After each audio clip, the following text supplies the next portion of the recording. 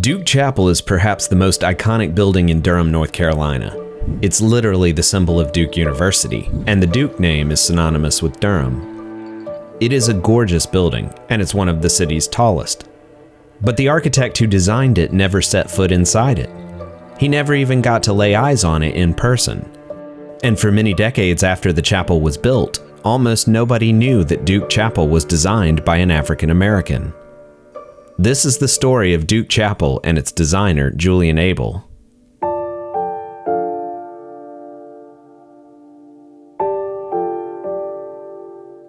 We'll get to the chapel in just a bit, and there are some amazing details that even lifelong Durham residents may not know about. But let's start with its designer. Julian Abele was born in 1881 to a prominent family in Philadelphia.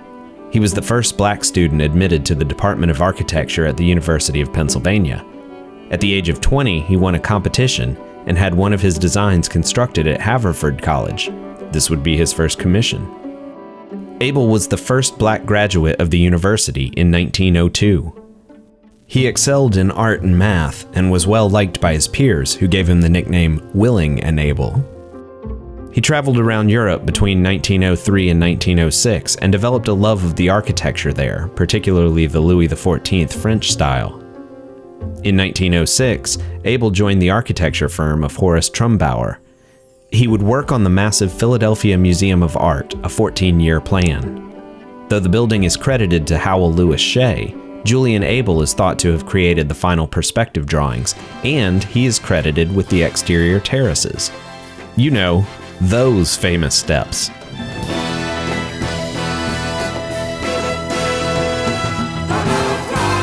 Among Abele's other credits are the Widner Memorial Library at Harvard University and the Philadelphia Central Library.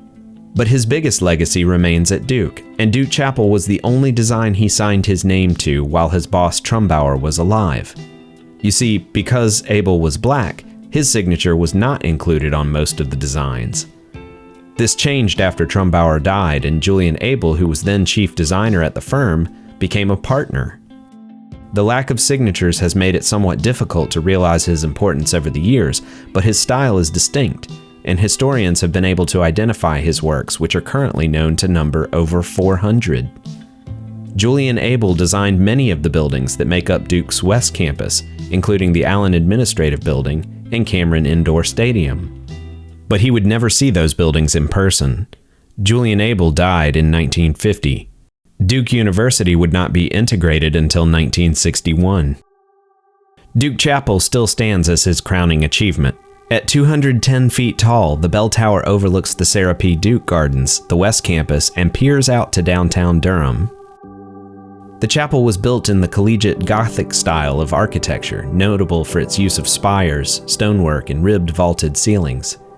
It can seat up to 1,800 people and is used for a variety of church services, ceremonies, concerts, and private events. The bell tower houses a 50-bell carillon, with the heaviest bell weighing over 11,000 pounds and the lightest weighing just 10.5 pounds. The main body of the tower, along with the rest of the chapel's exterior, was made with stone extracted from the Duke Quarry in nearby Hillsboro, while the upper portion of the tower is made of limestone from Bedford, Indiana. Duke Chapel is home to 3 giant pipe organs, the largest consisting of 6,900 pipes. The 77 stained glass windows of the chapel were constructed over a 3-year period using over 1 million pieces of glass imported from England, France, and Belgium.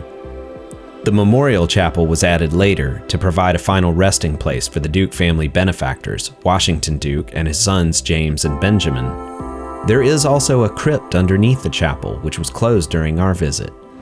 In the crypt are buried 3 presidents of the university, including former governor of North Carolina and U.S. Senator Terry Sanford. Duke Chapel also features a ton of interesting details, but here are 2 to be on the lookout for. The portal entryway depicts 10 figures who were important to Methodism, Protestantism, and the American South.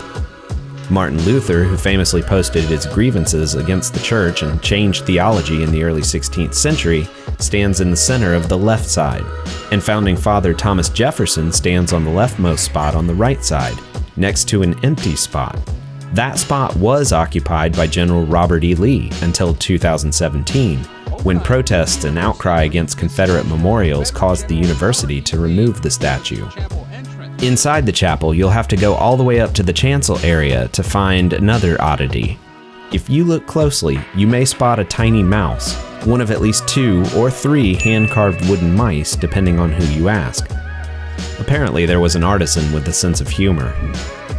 If you haven't stopped by Duke Chapel before, it's worth a visit. And if you want to stay in the loop about other amazing places and stories in North Carolina, go ahead and hit that subscribe button. See you next time.